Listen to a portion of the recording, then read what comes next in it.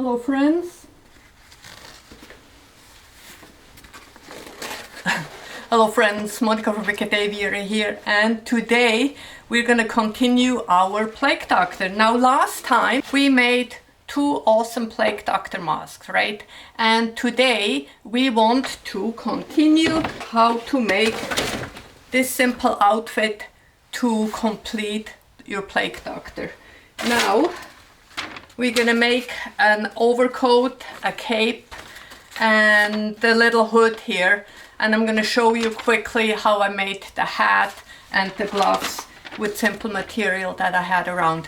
Now, I'm coming to you on a brand new camera because my old one just let me down. A lot of stuff that I filmed did not work out, but I'm gonna do my best to show you how I made this outfit together, right? And I'm gonna start out with explaining how I made the big overcoat right now. Okay, now first we're going to make an overcoat, which is really one big t-shirt. It's a big tee, very easily made. All you need is double the length of, depending how tall you are, right? I started out with 3 meters or 3 yards. Close enough. So I'm going to show you on this piece of paper how I cut the coat. Now first you have to figure out how long you want the coat to be, and then you just double that measurement. So I started out with 3 meters here, and then what I did is I just halved it. You just want to halve the fabric, halve it, and then quarter it again. So you have a quarter fabric, right? And then this is the sleeve up here, right? So I took about, I don't know, 10 inches or 25 centimeters here, and then just draw a line on the paper here, kind of where you want it. The width here, I probably tripled my size, and on the bottom you don't want it too long or you will drip. So that's about what I did, something like that. I mean, this is a white coat, it's fairly approximate. So then I cut out the fabric like this, and also the neck. I cut out the neck part. Now you want to be a little bit conservative there. Don't go too wide, just as much as your head fits through. And there, look at this, you have a coat. Now this side here is already done, right? So all you have to do is close those sides here, and you got your overcoat ready. All right, and then the end of the sleeves, see, this is where the fabric ended, and I just added a strip of the same material as my cape, so I have a nice ending. So if you know how to sew, this is easily done, and if not, just stop where the fabric stops and you got a big tee. Good. Now on to the cape. Now I'm explaining again here on my paper pattern how to achieve a cape, which is very easy because it's just one big circle with the hole in the middle. Okay, so for the cape, I just had one square piece of fabric, and this was 1/15 wide. Most fabric come at 1/15, so that was actually more than enough. That would be 46 inches. So again, I just quartered the fabric, halved it, and then quartered it. And then you have one side, this side here is longer than this one, so all you have to do is measure this side here and transfer that line here, 4.5, and you kind of draw a round quarter circle, right? Cut this out. Again, you want the head cut out. And then here you have your cape. Now I opened up the front right? And what I also did with the cape is it was a little bit long on the side, so I just shortened it a bit. So I just cut off, and that's a design feature. You do what you want. That's the nice thing about making stuff yourself. There.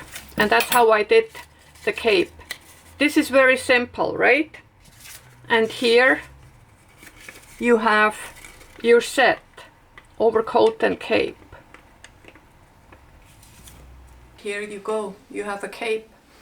I did not sew anything on the edge. I just left the edge bare. I cleaned it up a little bit here. And now, okay, now I'm going to show you how I made the pattern for the little hood. Now this is going to look maybe a little bit odd, but it actually worked surprisingly well. So I have to redo that because, as I said, all my footage did not work out. So, am I in the picture here? So I'm using a sketchbook here because it has a hard backing, right? So I put this on the side of my head, press it onto my ear. I have a sharp pencil here, and I'm just gonna outline. I follow my skull here perpendicular with my pencil and to the end, and also I'm marking the front here. There we go. I have a shape of my head. Let's take it to the table, make it a little bit nicer, add a little bit here and there, and then you end up with this pattern. This is my pattern. So this is the pattern for the side, right? So you're gonna cut this twice, but then there's a space missing, right? Now, one more measurement, just across the head, shoulder to shoulder, right? So where your neck starts and shoulder begins. I don't know, just down here. Okay, measurement. We're gonna do some calculations now and figure out how wide this part is. So, okay, so the measurement we took around the head was 59 centimeters. So if you work in inches, the same thing, you will just have smaller numbers. And this one here is 24, so 48. 2 times, because we're going to have this 2 times, right?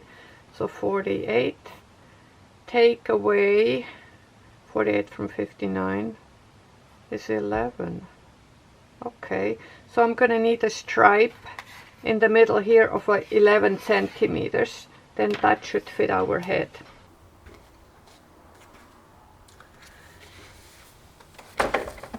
So I stitched it together. So I cut it out on a sample fabric here, and I stitched it together and tried it on, and it turned out very well. I was actually surprised. I thought it would give me more trouble, but this turned out nice. A little bit Velcro in the front. There we go. I think I'm gonna make myself a hat like that, put some ears on when I walk to work in the snow in the winter. This will be great! Okay, but on with the show. What's next? Okay. Alright, now quick explanation regarding the hat. I'm gonna show you quickly how I made the hat, because it was really fast. Now, I made one the complicated way, but I didn't like it, so never mind, let's not talk about this. I had an old hat from the dollar store from St. Patrick's Day. I never used it. I don't know why I even bought it, but I cut the top off, added some paper, just glued it on with the glue gun, and painted it black. And there we go. I had a hat. So what's next? Okay, let's just get dressed and see what that plague doctor looks like.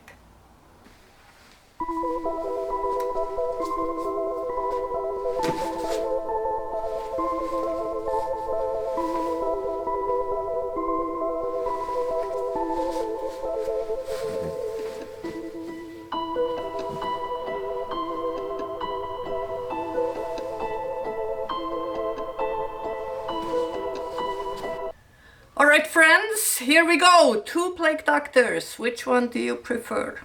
I don't know. yet.